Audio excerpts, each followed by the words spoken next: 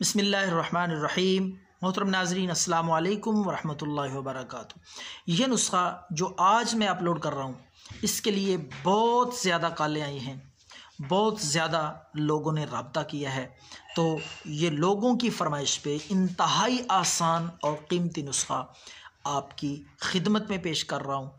बड़ी ही फरमाइशें आई हैं, तो इंतहाई मुजरब नुस्ख़ा है, ख़ारिश के लिए हैरान कुन नुस्ख़ा है।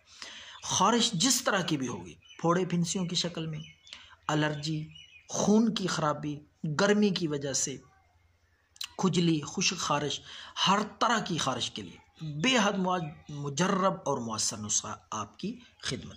तो नाज़रीन, आपने क्या करना है, दरमियाने दर्जे का एक दरमियाने साइज़ का प्याज ले लें।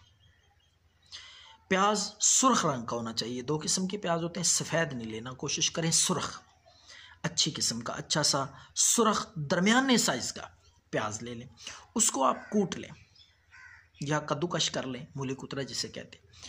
तो उससे पानी निचोड़ लेना है आपने, जिस भी तरीके से। तो एक दरमियाने साइज़ के उस प्याज से जितना भी पानी निकले, 2 चम्मच 3 चम्मच, वो आपने किसी डिश में, किसी बर्तन में रख लेना। वो बर्तन में डाल के तो एक और प्याज दरमियाने साइज़ का, वो आपने दरमियान से काट लेना है, 2 हिस्से कर लेने। तो आधा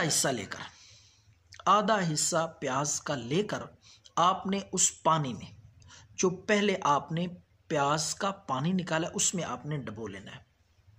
यानी वो पानी प्याज के साथ लगा के जहाँ भी ख़ारिश है, एलर्जी है, फोड़े फिंसियाँ हैं, आहिस्ता आहिस्ता इस तरह वो प्याज का एक टुकड़ा पानी के साथ लगा के वो मलें आहिस्ता आहिस्ता ख़ारिश पे, एलर्जी पे।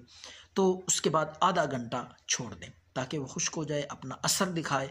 आधे घंटे के बाद आपने ताज़ा पानी से साबुन के साथ नहा लेना है। यहाँ जहाँ जहाँ आपने वो लगाया है, हाथों पे, पाँव पे, टांगों पे, प्राइवेट पार्ट्स पे, तो वो धो लें साबुन के साथ। कम अज़ कम दिन में सिर्फ 2 बार, सुबह और असर के वक्त। और ये 3 दिन इसी तरीके से अमल करें। इंशाअल्लाह पुरानी से पुरानी ख़ारिश भी, आप हैरान होंगे कि ख़ारिश का नामो निशान नहीं रहेगा। इसी तरह इसके साथ आप आलू लेकर, आलू काट लें दरमियान से, और आलू भी आप उसमें डबो के मल सकते हैं। प्याज या आलू दोनों का फ़र्क बराबर होगा, इंशाअल्लाह असर आप देखेंगे। तो गर्म चीज़ों से परहेज़ करें।